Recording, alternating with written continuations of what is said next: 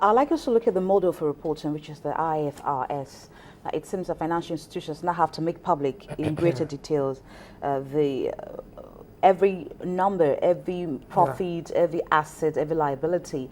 Now, how did these contribute to the figures from AMCON? Do you think? Yes, significant. If AMCON had reported under the local GAAP, the loss would have probably been about 200 billion rather than 635 billion. But because IFRS insists on impairment, if an asset is impaired, you have to provide for it. One. Two, you've got to mark your assets to market, even though you are going to have a transaction, say the Union Bank transaction, say the Enterprise Bank transaction. They would mark the assets to market in 2013 figures. What happens in 2014 is that when these values appreciate, you will now have a write back and profit. So you can see those figures there. You can see the economic, and this is before rebasing.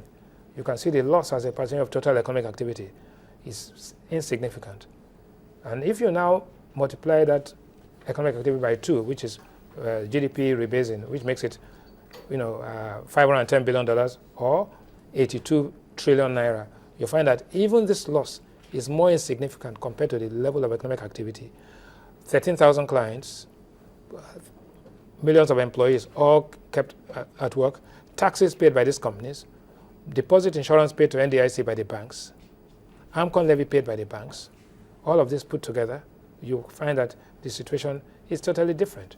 But it is important that AMCON, as a government-owned institution, as a stabilized institution, complies with IFRS and to set a good example for corporate governance. All right. I know you were trying to talk about the U.S. TAP. The Troubled Asset Relief Program, Yes. Which, as at April 2012, 3.5 years after it was signed into law, a cost estimate for the U.S. TAP was a loss of $60 billion. Now, only $300 billion of about $414 billion paid out to banks have been recovered. When you compare what's going on in the U.S. with what we have The U.S. here, actually has made a profit now. They are now in profit. how many years? 4 years. Okay. Now, when you compare that with what we're doing, how would you look at both? The U.S. is a more mature market, right? The U.S. has 3% of global population, 25% of global output, and 45% of global wealth. Citibank is one of the banks affected, AIG. These are extremely well-managed companies. These companies suffer from a cyclical downturn and abuses of the subprime mortgage. Our case is different. If you look at the assets we are talking about, there are petroleum, refined petroleum products, tank farms, shares in margin trading, so many things that were there which have limited value. So what our bad bank is doing is harnessing all of these things, making a profit on some of them, significant profit, and writing off some of the others.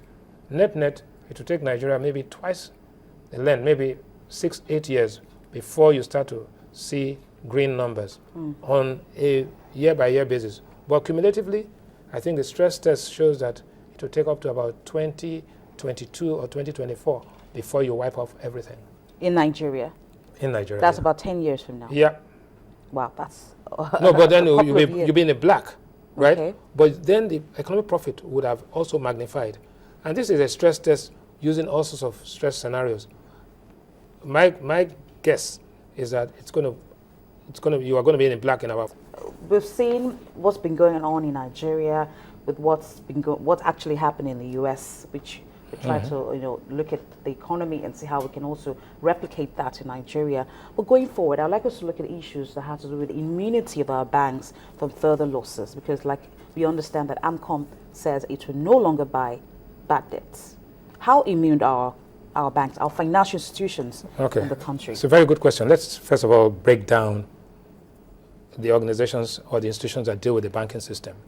There's the policy-making part of the system, which is central bank.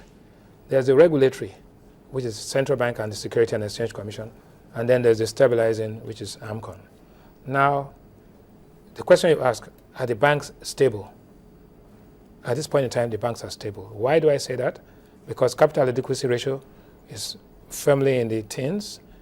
The new rules, which is the Basel 1 and 2 compliance, which is September 30, the risk-weighted adjusted way of computing capital is now taking root.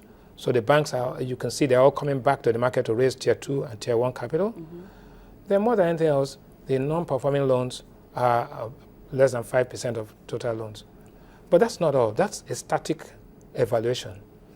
Dynamic evaluation, which is what you will use, that is change over time, will suggest that all countries, all economies go through cyclical downturns from prosperity, from a boom day, down to when it now begins to contract and go into a recession, maybe a depression, but not likely. Now, is the Nigerian economy going to go through a cyclical downturn? Definitely. We have already seen a 20% drop in oil price from $116 down to $98 a barrel. Government revenues will decline. There will be adjustments in the exchange rate and interest rates over time to deal with this. Are the banks going to be immune? No. So that's why we have what we call capital buffers. The banks are now raising their capital buffers to protect themselves from this. AMCON, as a stabilizing institution, cannot say, I am not going to buy assets. AMCON has to be institutionalized so that in case of a cyclical downturn, they'll be able to intervene again and buy toxic assets from the banks. The toxic assets of banks did not start as toxic assets. All loans start as good loans. Things go wrong, and then they become toxic. And so AMCON is a detoxifying shock absorber. They go into the market, buy these assets, and give the banks enough room and oxygen to go back into the market to do that which they have to do, which is provide working capital, provide long-term capital in some cases, and actually intervene as energizers of the economy and catalysts for growth. So just in eventuality of anything later after AMCON has finished its work, because we were given a projection of 10 years on paper, perhaps your thinking is about 5 years from now, we should have through with all of these bad debts. Do we have any other plan? No, do you think those are the bad debts of the past. There'll be new bad debts. Yes. What is AMCON still going to be able to, take responsibility? Of course. Of this debt? At this point in time, they've stopped buying.